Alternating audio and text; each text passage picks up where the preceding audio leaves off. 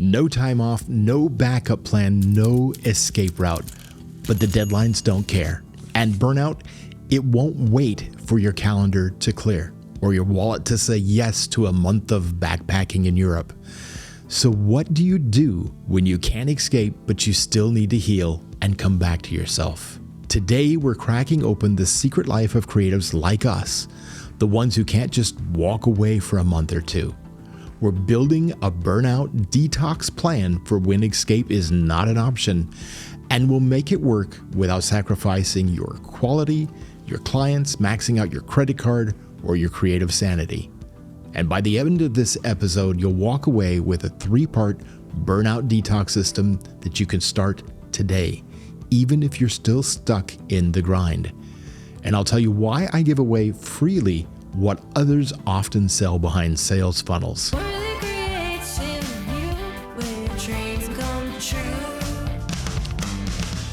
Let's face it, this industry worships the hustle, the grind.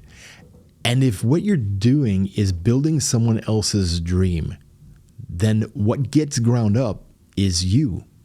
And if you keep trying to drink from an empty cup, sooner or later, you're going to collapse. But what if I told you that detox doesn't start with quitting or walking away? It starts with reclaiming what made you fall in love with your creative life in the first place. So here's the first win. You don't just burn out from what you do, you burn out from what you consume.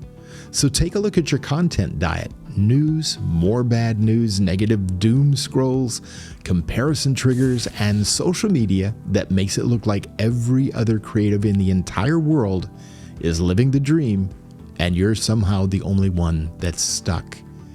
So fix your consumption diet. Only take in healthy media. And one good habit is to sit around the digital campfire with other creatives who are like you and who share values with you. And you can start detoxing by unfollowing creators who make you feel like you're less and not more. So pause the video, unfollow one account that just drains you and doesn't give anything back. Go ahead, I'll wait. Okay, here's another win. Build a 90-second reset button.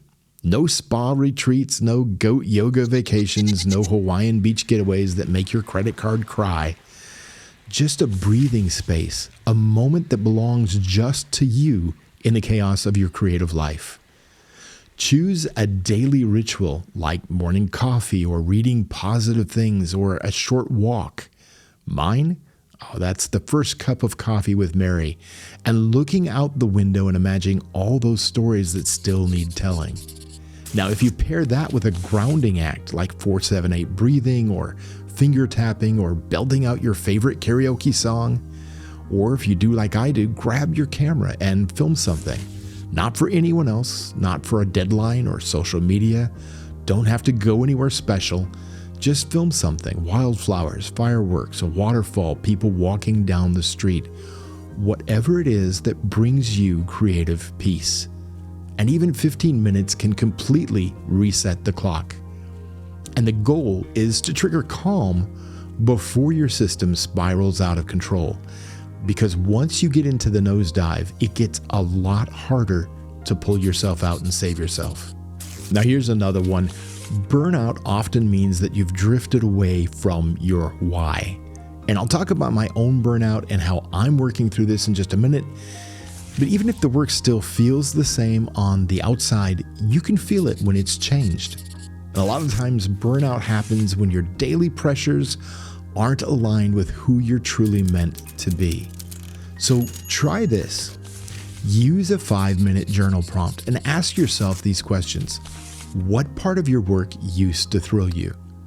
Who do you want to become through your work? And what's one thing you would do differently if you trusted yourself more? This is how you start to bring the color back when your whole world's gone gray. Now, a few years ago, the career I'd worked decades to build changed almost overnight. And to be fair, part of it was because I was too successful at the part I didn't want to build my future from, and was promised that I wouldn't have to build my future on. But the way it was handled, Not great.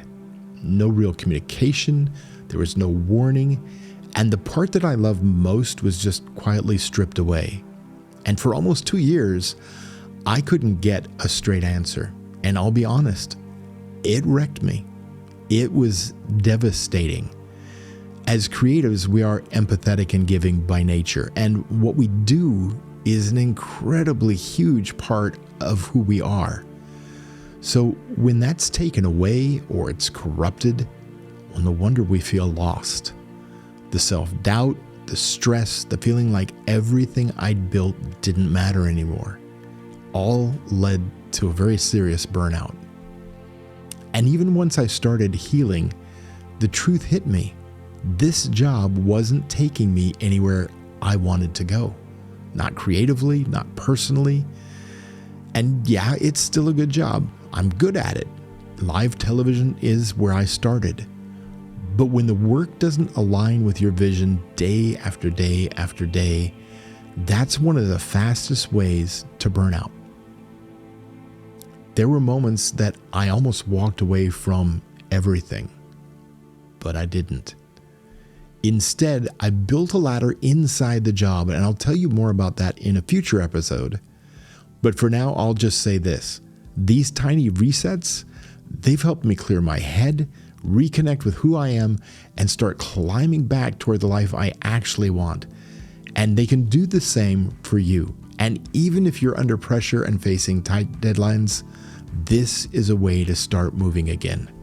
Now, the dream job, it didn't die. It just changed into something else. It was somebody else's dream and somebody else's need. And I had to find a way back to myself or risk burning out completely and losing the very heart of who I am. So if you're stuck on the hamster wheel and you just can't escape yet, try this. Detox your craft. Reclaim it. Do the part you love, even if it's no longer on the job description. Take on side hustles that align with your purpose as a way to build a bridge back to where you want to go. Now create your own reset ritual, something small that brings you back to peace. This show is quickly becoming a part of my ritual. It's something I can do out of love with zero pressure. Reconnect with your why. What made you fall in love with this before it became work? Do that again, even for 5 minutes. Do the things that you used to love so much just for you. No pressure, no deadline, no social media, no judgment, just for you. Now, full color doesn't come back all at once, but the moment that you start detoxing, it begins to return, and it gets brighter every single day.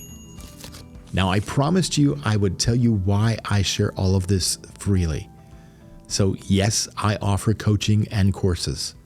And yes, you can buy me a cup of coffee if you want to support the mission. But when I was at my lowest, I couldn't find the help I needed without strings, without sales funnels, without hyped up 6-figure promises. And all I wanted was clarity, truth, to feel like myself again. And none of those offers felt like they were built for that. So when I found my way out, I made a promise to myself that I was going to make a map and go back and help everybody that I could to get back through these hard times. No locked gates, no games, no half-truths. I'm just trying to give you what I was searching for but couldn't find. Because building the life that you were meant to love should not be hidden behind a paywall or taken advantage of. And if Worthy Creative You changes just one creative life out there, then it was worth it. You are worth it. Now, next time on Worthy Creative You, we're going to go even deeper into the creator's journey and uncover another piece of the puzzle to help you move one step closer to building the life that you were always meant to love.